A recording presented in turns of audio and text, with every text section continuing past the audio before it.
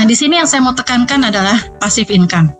Bapak Ibu kalau menjalankan di sini, Bapak Ibu harus punya dream, yaitu ingin punya passive income. Ya, kalau nggak punya dream itu susah kita untuk maju. Ya, kenapa kita harus punya passive income, Bapak Ibu? Di semua bisnis, kalau entrepreneur, kalau kita pemilik perusahaan, pasti kalau perusahaannya maju ya pasti kita akan punya income dari itunya ya, dari bisnisnya. Tapi kayak saya kemarin saya pebisnis, saya kena dampak dari pandemi gitu ya. Kami loss banyak sekali, hitungannya udah puluhan miliar.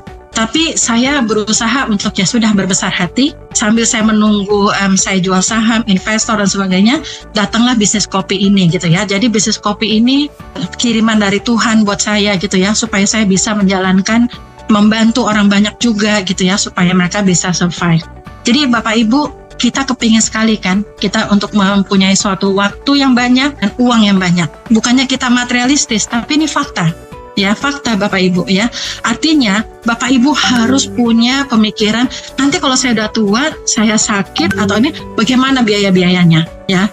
Beruntunglah ya kalau pegawai negeri mereka punya pensiun ya. Tapi bagaimana kami yang sebagai swasta dan sebagainya?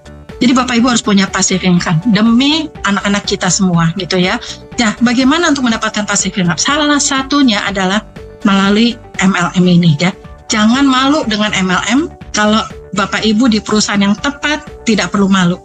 Karena apa? Lihat Miss Gan, lihat Ibu Mariani, ya, mereka semua orang-orang hebat, rendah hati, ya kan? Tetapi mereka tetap membantu banyak orang untuk bisa survive ya. Ini sama aja seperti saya bikin usaha. Sama aja, Bapak Ibu masuk ke Swangor, Bapak Ibu adalah pebisnis. Nah, cuman caranya bagaimana menjalankan bisnis ini? Yaitu bangun basis penikmat kopi. Bapak Ibu nggak perlu pikirkan, saya harus cari leader, saya harus cari pemain multi level, saya harus cari orang yang jago marketing. Enggak Bapak Ibu, bangunlah basis penikmat kopi. Itu aja, gitu loh. Kenapa? Buktinya di grup saya membina penikmat kopi semua. Memang ada leader, ada juga penikmat kopi. Tapi setelah penikmat kopi ini mereka merasa nyaman dengan kita, mereka merasa kita perhatikan dan sebagainya, mereka akan menjadi coffeepreneur atau mereka akan menjadi prosumer. Ya, mereka akan jadi pebisnis. Seperti itu ya. Jadi di sini Bapak Ibu bangunlah basis penikmat kopi sebanyak mungkin. Ya, jangan cuma 1, 2, 3 orang, tapi sebanyak mungkin. Buka kartu namanya Bapak Ibu di dalam handphone. Yang terdekat itulah ditanya, Bapak Ibu minum kopi nggak? Ini ada kopi kesehatan baru masuk ke Indonesia, bla bla bla bla bla bla, seperti itu, ya.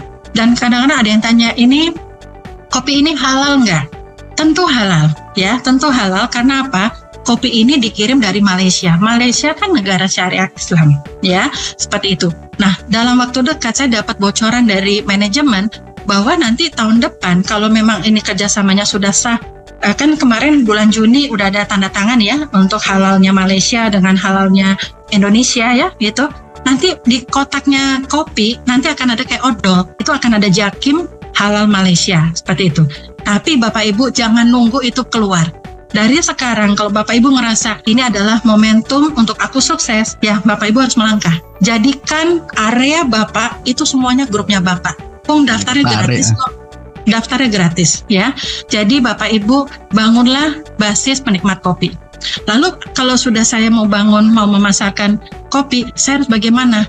Bagaimana saya bisa mendapatkan income di sini?